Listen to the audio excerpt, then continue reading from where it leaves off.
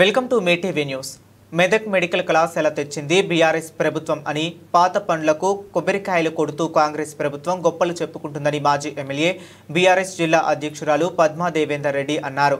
మెదక్ జిల్లా Ramayampet BRS party కార్యాలయంలో శుక్రవారం మీడియా సమావేశం నిర్వహించారు.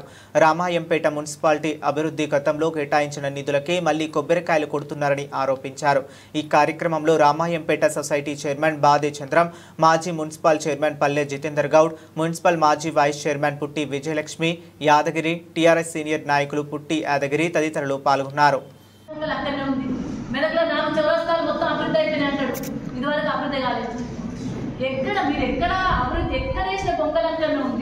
ప్రజల అభివృద్ధిని పట్టించుకుంటలేరు, ప్రజల కోస పట్టించుకుంటలేరు. దవాఖానలు అయితే 5 కోట్లు పెట్టి రామాయంపేట దవాఖాన పడితే ఇప్పటికి ఒకసారి పోయి రాలేదు. మళ్ళీ మెదక్ ఎంసీహెచ్ హాస్పిటల్ అయితే కనీసం పట్టించుకున్న నాకు లేని పరిస్థితి కనబడుతుంది. మేము మండలాలు చేసి, డివిజన్లు చేసి, జిల్లా తెచ్చి, మంచినీళ్ళు తెచ్చి, కరెంటు తెచ్చి, రోడ్లు వేసి, టీయూఎఫ్ఐడి ద్వారా నిధులు తెచ్చి, ఎస్డిఎఫ్ ద్వారా సార్తో అనౌన్స్ చేయించుకుంటే ఎస్డిఎఫ్ నిధులు క్యాన్సల్ చేసి, ఎస్టీ రోడ్లు క్యాన్సల్ చేసి, ఇప్పటి వరకు ఇంకా కోమటిపల్లి కొట్టుపల్లి మర్చిపోయారు, అడొక వర్క్ లేదు, 2 తాండాలకు మర్చిపోయారు. మరి వాళ్ళేం పాపం చేసి అందరు పెట్టినట్టు వాళ్ళకి పెట్టినట్టు పాత వర్కు లేదు. పాత వర్కులను మార్చింది కదా, నేను తెచ్చిన పైసలు మార్చింది కదా. నేను తెచ్చిన పైసలు మార్చిన వాళ్ళు ఆ ముడుగులకు కూడా పెట్టనుంటుంది, అట్లా కొన్ని పెట్టనుంటుంది. అని అట్లా కూడా మేము చక్కగా చేస్తాను.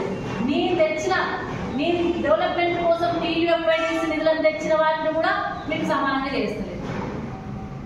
అది మీకు పరిపాలన వస్తలేదు. ఎక్కడ కొట్లాడాలి? మంత్రుల దగ్గర కొట్లాడాలి, ముఖ్యమంత్రి గారి దగ్గర పోయి అడగాలి, మా నియోజకవర్గానికి నిధులు కావాలని చెప్పేసి.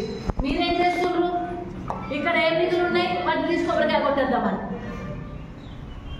ఏంటి మీ అభివృద్ధి ఏది? మీరు చేస్తా ఉన్న హామీలు ఎవి? మీరు ఇచ్చిన హామీలు ఎవి?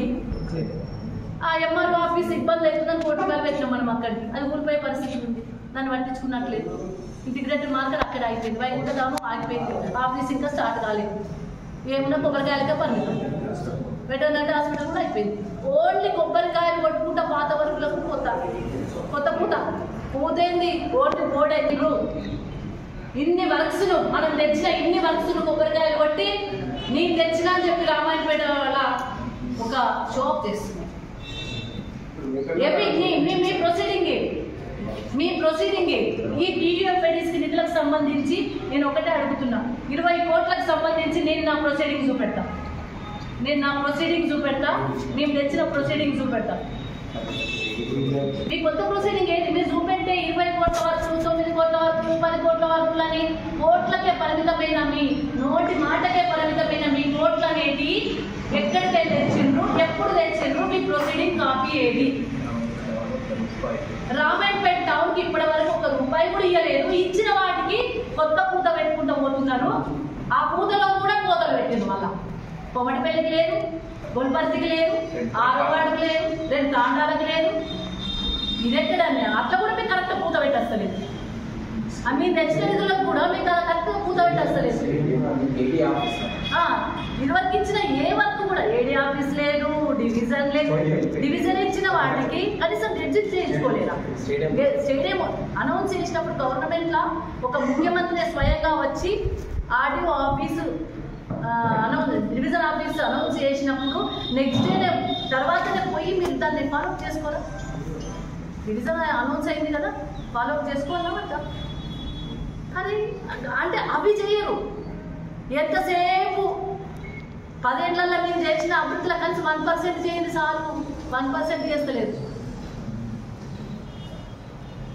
మీ హయాంలో ట్రాన్స్ఫార్మర్లు ఇయ్యక, కాలిపోతే రిపేర్ చేయలేక ఇబ్బందుల్లో తెచ్చేది మీరు. కరెంటు విషయంలో 24 గంటల కరెంట్ ఇచ్చి ఓవర్లోడ్ కాకుండా వేసింది మా ప్రభుత్వం.